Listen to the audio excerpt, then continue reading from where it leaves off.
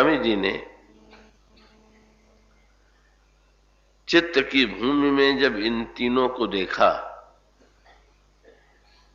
तो उन्हें ऐसा लगा कि जनक नंदिनी सीता मूर्तिमती माया है, लक्ष्मण जीव हैं और श्री राम साक्षात ब्रह्म है। उपमाओं के लिए कवि जो उपमाएं देते हैं वे आवश्यक नहीं है कि वो उपमाएं वास्तविक हों,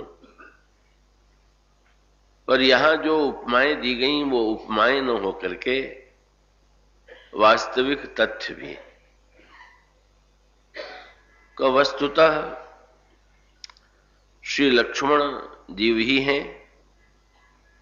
जनक नंदिनी सीता का वर्णन माया के रूप में किया गया है और श्री राम साक्षात ब्रह्म है। पर यहां एक शब्द चुनने में गोस्वामी जी ने बड़ी सावधानी का प्रयोग किया। माया शब्द बहुधा जब माया शब्द का प्रयोग व्यक्ति करता है या माया शब्द कानून में जाता है तो माया को लेकर के बड़ी भयावनी और अटपटी कल्पना अंतःकरण में मन में उठती है, क्योंकि माया शब्द का प्रयोग जब किया गया है तो माया की निंदा करते हुए किया गया। तो श्री सीता जी माया है, क्या ये शब्द श्री सीता जी के लिए उपयुक्त है क्या? क्योंकि एक और तो श्री सीता जी के लिए कहा गया कि वे माया है और दूसरी ओर श्री सीता जी का वर्णन मूर्तिमती भक्ति के रूप में भी किया गया।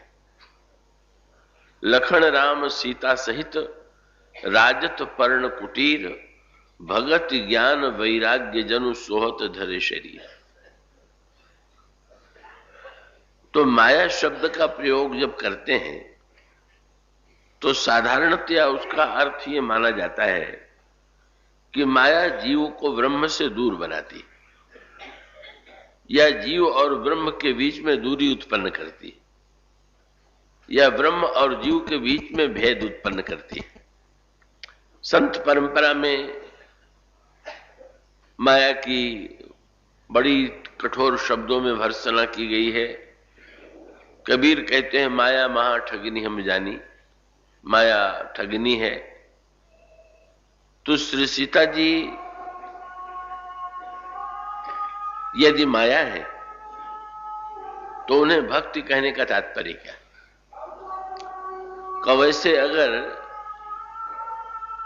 स्थूल दृष्टि से देखें तो स्थूल दृष्टि से चित्र तो यही है कि श्री राम एक ओर हैं, लक्ष्मण जी दूसरी ओर हैं और मध्य में सीता जी हैं।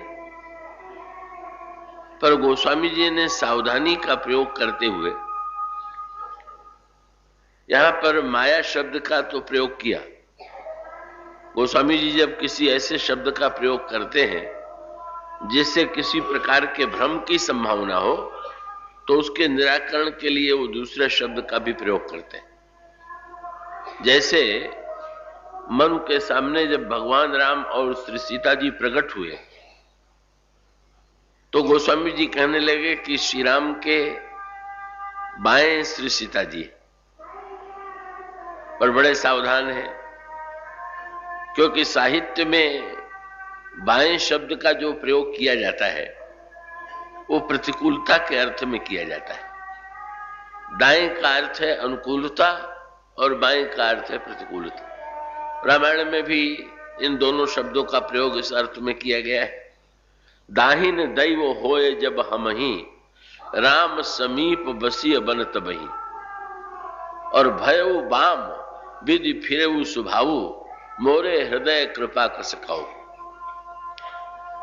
अब गोस्वामी जी जब ये लिखेंगे और लिखना स्वाभाविक है क्योंकि दिखाई तो यही दे रहा है कि वाम भाग में श्री राम के वाम भाग में श्री सीता जी हैं।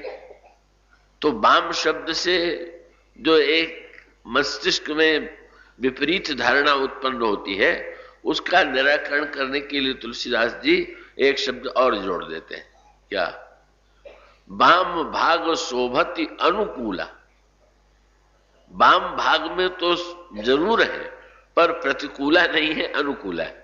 नहीं तो अनुकूला शब्द की कोई आवश्यकता नहीं थी, पर वाम शब्द से जो भ्रांति उत्पन्न होगी उसके निराकरण के लिए बोले शरीर से भले ही बाएं दिखाई दे रही हो, पर मन से तो प्रभु के दाएं ही है, अनुकूल ही है। और यहां पर भी जब श्री सीता जी के लिए माया शब्द का प्रयोग किया, तो माया शब्द का प्रयोग करते हुए उन्होंने एक शब्द जोड़ दिया। क्या? कि ब्रह्म और जीव के बीच में यदि केवल माया शब्द का प्रयोग करें तो इसका अभिप्राय हुआ कि ब्रह्म और जीव में दूरी उत्पन्न करने वाली माया। पर गोस्वामी जी ने उसका निराकरण करते हुए कहा कि अगर ये दूरी उत्पन्न करने वाली माया होती तो मैं ये शब्द न जोड़ता। कौन सा? बोले उभय बीच सिय सोहति कैसे, दोनों के बीच में सीता जी शोभित हो रही। ब्रह्म और जीव के बीच में दूरी उत्पन्न करने वाली माया जो है वो अत्यंत दुखदायिनी है, वो सुशोभित नहीं होती, पर इन दोनों के मध्य में ये माया सुशोभित। अब आइए थोड़ा इसके अंतरंग अर्थ पर विचार करें। माया को भगवान श्री राम ने दो रूपों में बांट दिया। जब लक्ष्मण जी ने प्रश्न किया कि प्रभु माया का स्वरूप क्या है, तो प्रभु ने कहा कि माया का दो स्वरूप है। भगवान ने माया के दो नामकरण करते हुए कहा, एक माया विद्या माया है और दूसरी अविद्या माया है। तेहि कर भेद सुनहु तुम दो, विद्या अपर अविद्या सोहु। अविद्या माया के लिए प्रभु ने कहा, एक दुष्ट अतिशय दुख रूपा, जा बस जीव परा भवकूपा। एक अविद्या माया है जिसके कारण व्यक्ति संसार के कूप में गिरा हुआ है और ईश्वर से दूर हो गया। और दूसरी ओर दूसरी माया वो है कि एक रचई जग गुण बस जाके, प्रभु प्रेरित नहीं निज बल ताके। एक माया वो है कि जो सृष्टि का निर्माण करती हैं और सृष्टि के निर्माण के पीछे प्रभु का बल है। पर इसे स्पष्ट करने के लिए मैं एक दूसरी ओर आपका ध्यान आकृष्ट करना चाहूंगा। क्या? कि लक्ष्मण जी के लिए सीता जी की उपस्थिति और दूसरी ओर रामचरितमानस में आप भली भांति परिचित हैं कि रावण भी जनक नंदिनी सीता को चाहता है, और जनक नंदिनी सीता को चाहता ही नहीं कि जनक नंदिनी सीता को लंका में ले आने में सफल होता है, ऐसा भी प्रतीत होता है। अब ऐसी स्थिति में श्री सीता जी रावण के लिए और श्री सीता जी लक्ष्मण जी के लिए, दोनों जीव हैं, रावण भी जीव है, लक्ष्मण भी जीव है। पर जनक नंदिनी सीता रावण के लिए विपत्ति का कारण बन गई, और जनक नंदिनी सीता लक्ष्मण के लिए परम कल्याणमयी है, परम वात्सल्यमयी है। का गोस्वामी जी ने सर्वत्र इस बात की ओर संकेत किया कि ये जीव और ईश्वर के बीच में दूरी उत्पन्न करने वाली माया नहीं, अपितु ईश्वर और जीव के अंतराल की दूरी को मिटाने वाली माया है, मिलाने वाली माया। गोस्वामी जी ने बड़े ही मधुर चित्र प्रस्तुत किए। उसमें श्री सीता जी की वो दिव्य भक्ति रूपा माया, भगवान से मिलाने वाली माया का बड़ा ही मधुर वो रूप प्रस्तुत किया गया। गोस्वामी जी ने पुष्पवाटिका का प्रसंग चुना, और पुष्पवाटिका के प्रसंग में एक अद्भुत सूत्र दिया। वहां पर माया और भक्ति के रहस्य का बड़ा अद्भुत वर्णन है। जनक नंदिनी सीता पुष्पवाटिका में भगवान श्री राघवेंद्र के अन्वेषण में संलग्न है। उसमें साधना के क्रम का वर्णन आया है। वहां पर श्री सीता जी के भक्ति रूप का वर्णन किया गया और उसका अभिप्राय सीधा सा तात्पर्य यह है कि जब हम सीता जी को रावण की तरह राम से अलग करके देखेंगे और अलग करके पाना चाहेंगे तो हमारे लिए सीता जी दुखदायिनी बन जाएंगे। और जब लक्ष्मण जी की तरह श्री सीता जी को भगवान श्री राम से अभिन्न रूप में देखेंगे तो वो माया दुखदायिनी न हो करके भक्ति रूपा बन करके परम कल्याणमयी हो जाएंगे। बस ये दो सूत्र है। इसका अभिप्राय ये हुआ, इसका तात्पर्य ये हुआ कि रावण की दृष्टि कहां पर है? का हमारे यहां एक क्रम है, क्या? जीव और जीव के बाद माया और माया के पश्चात मायानाथ प्रभु। तो रावण की मान्यता क्या है कि मायानाथ प्रभु कोई नहीं, अपितु माया ही सब कुछ है और जो व्यक्ति माया को पा लेगा वही मायानाथ बन जाएगा। रावण की चेष्टा यही। आध्यात्मिक धारणा यह है कि माया है तो, पर भगवान श्री राघवेंद्र जब सीता जी का परिचय माया के रूप में देते हैं तो उसके साथ साथ एक शब्द वाक्य जोड़ देते हैं कि मोर यह माया, ये माया तो है पर इस बात को मत भूलना कि ये मेरी माया। बस इतना सूत्र है और ये बड़े महत्व का सूत्र है। इसका अभिप्राय यह है कि ये जो सारी सृष्टि है ये क्या है? इसका निर्माण किसके द्वारा हुआ है? माया के द्वारा हुआ है। और सारे दुख और सारी समस्या जो है वो सृष्टि को लेकर के जुड़ी हुई है। लेकिन इस सृष्टि में छोड़ करके क्या कोई व्यक्ति यदि चाहे कि वो सृष्टि का परित्याग कर दे, माया का परित्याग कर दे, तो क्या किसी व्यक्ति के लिए ऐसा कर पाना संभव है? क्या संभव तो नहीं है, ये तो असंभव है। तो ऐसी स्थिति में अगर श्री लक्ष्मण के समान का भगवान श्री राघवेंद्र ने कई प्रसंगों में इसकी ओर संकेत किए और वो बड़े दार्शनिक। भगवान राम ने एक दृष्टांत दिया, पंपासर के किनारे प्रभु बैठे हुए हैं और सामने तालाब में कमल के पत्ते जो हैं, आपने देखे होंगे कमल के पत्ते बड़े विशाल होते हैं और कमल के पत्तों के कारण सरोवर का पूरा जल ढक गया है, तालाब का पूरा जल ढक गया है। पत्ते दिखाई दे रहे हैं और जल नहीं दिखाई दे रहा। भगवान श्री राघवेंद्र ने लक्ष्मण को उपदेश देते हुए कहा कि दो व्यक्ति हैं।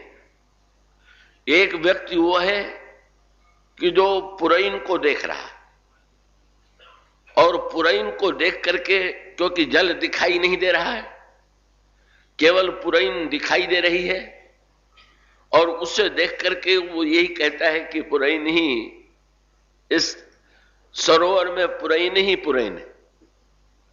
और दूसरा व्यक्ति वो है कि जो कहता है कि पुरैन दिखाई तो दे रही है पर पुरैन की सत्ता, जिसकी सत्ता के आधार पर टिकी हुई है, वो दिखाई भले न दे रहा हो पर अगर वो न होता तो पुरैन न होती। भगवान राम ने इसको स्पष्ट करने के लिए कहा कि ये संसार जो है का यही मानो विशाल सरोवर है और इसमें जो पुरैन है का वही माया है और जल जो है वही ब्रह्म है। और दिखाई क्या दे रहा है? बोले पुरैन सघन ओट जल बेग न पाइय मर्म माया छन्न न देखियहि जैसे निर्गुण ब्रह्म। माया के कारण ब्रह्म नहीं दिखाई दे रहा है। तो जो स्थूल, जो केवल अपनी दृष्टि को प्रमाण मानता है, उसके लिए पुरैन की सत्ता है, जल की सत्ता नहीं। और जिसके पास ज्ञानमयी दृष्टि है उसको ये पता है कि पुरैन तो बिना किसी जल के हो ही नहीं सकती है। पुरैन तो जब होगी तब उसकी सत्ता जल के आधार पर टिकी हुई है, इसलिए जल भले ही न दिखाई दे रहा हो पर पुरैन होना यह सिद्ध कर देता है कि जल है।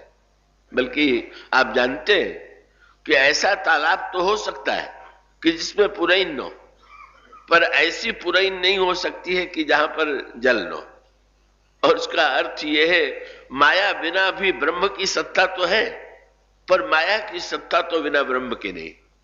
तो मानो सांकेतिक अभिप्राय यह है, और यहां पर लक्ष्मण जी के चलने की कला में भी गोस्वामी जी ने उसी की ओर उल्लेख किया। क्या लक्ष्मण जी भगवान राम और श्री सीता जी को दाहिने करके चल रहे हैं? इसका अर्थ क्या हुआ कि अगर वो भी ठीक पीछे चले, यद्यपि शब्द तो लिखा गया कि आगे राम लखन पुनि पाछे, पर पाछे में भी एक अंतर डाल दिया गया। पाछे में अंतर यह डाल दिया गया कि पीछे है पर ठीक पीछे नहीं, क्योंकि अगर वो ठीक पीछे होंगे तो सीता जी का ही दर्शन होगा, उनके वस्त्रों का ही दर्शन होगा। श्री सीता जी जिन श्री राम के पीछे चल रही है उनका दर्शन नहीं होगा। बस जो केवल माया के वस्त्रों को देख रहा है, जो माया का अनुगमन कर रहा है, जो माया के पीछे चल रहा है, यूं कह लीजिए कि जो केवल संसार के पदार्थों को देख रहा है, संसार के व्यक्तियों को देख रहा है, उस व्यक्ति को ईश्वर का साक्षात्कार नहीं हो रहा। पर लक्ष्मण के समान जो निरंतर चलने में सजग है और वो ये जानता है कि वस्तुतः अगर श्री लक्ष्मण से कोई पूछे कि आप किसके पीछे चल रहे हैं, तो भाई देखने वाले को तो यही दिखाई दे रहा है कि वो सीता जी के पीछे चल रहे हैं। पर गोस्वामी जी भी सावधानी करते हैं और लक्ष्मण की भी दृष्टि क्या है, बोले आगे राम लखन पुनि पाछे। अगर लक्ष्मण से कोई पूछे या देखने वाला कोई कहे कि लक्ष्मण जी किसके पीछे चल रहे हैं, तो देखने में तो यही दिखाई देगा कि सीता जी के पीछे चल रहे। पर लक्ष्मण जी ने कहा कि मैं राम के पीछे, श्री राम के पीछे चल रहा हूं। क्यों? आप तो सीता जी के पीछे चल रहे हैं। बोले जिन श्री सीता जी के पीछे मैं चलता हुआ दिखाई दे रहा हूं, वो भी तो प्रभु के ही पीछे चल रही है, इसलिए वस्तुतः मैं तो चल रहा हूं प्रभु के पीछे।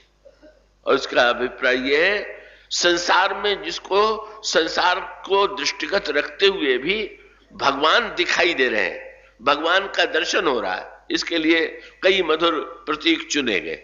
जैसे पीतांबर जो है वो भगवान की माया है, माया आवरण है, ढक लेना। जैसे कोई वस्तु, कोई व्यक्ति अगर वस्त्र धारण किए हुए हो तो उसका रूप जो है वो ठीक ठीक दिखाई देगा, और वस्त्र से अपने को ढक ले तो उसका रूप ठीक ठीक नहीं दिखाई देगा। तो भगवान पीतांबर धारण करते हैं, और पीतांबर धारण करते हैं, इसका अर्थ क्या हुआ? पीतांबर क्या हुआ? पीतांबर ओढ़े हुए हैं तो भगवान नहीं दिखाई देंगे, और ये पीतांबर भी वस्तुतः माया का ही संकेत है कि जहां पर ब्रह्म है, श्री सीता जी के रूप में भी माया है, ये पीतांबर के रूप में जो भगवान का वस्त्र है वो भी माया है। लेकिन गोस्वामी जी ने एक बड़ी मीठी बात लिखी। जब भगवान राम छोटे थे तो उनको कौशल्या अम्बा झंगुलिया पहनाने चली, कुर्ता पहनाने चली। मां से काकभूषुंडी जी ने प्रार्थना किया कि मां आप पीले रंग का वस्त्र तो पहना दीजिए, लेकिन मेरी एक ही प्रार्थना है कि जी झंगुलिया जिस वस्त्र का हो वो वस्त्र पतला न हो, मोटा न हो करके झीना हो। वो स्वामी जी ने सूत्र शब्द ये लिखा, पीत झीन झंगुली तनु सोई।